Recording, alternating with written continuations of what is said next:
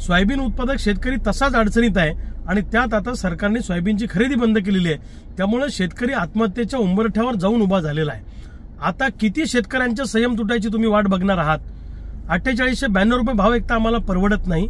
3,500-4 हजारात ते सोयाबीन विकावं लागणार आहे आणि प्रत्यक्ष एका क्विंटलचा उत्पादन खर्च आम्हाला 7-7.5 हजार रुपये आलेला आहे। सोयाबीन उत्पादक शेतकऱ्यांचं जगणं सरकार मान्य करणार आहे की नाही करणार आहे? शेतकऱ्यांच्या पोरांचा संयम तुटायची वाट बघू नका, सरकारला आमचं सांगणं आहे। अन्यथा या सगळ्या शेतकऱ्यांना घेऊन सोयाबीन तर अरबी समुद्रात फेकू, पण आम्ही सगळे सोयाबीन उत्पादक शेतकरी आता मुंबई सुद्धा जाम केल्याशिवाय राहणार नाही, हे सरकारने ध्यानात ठेवा।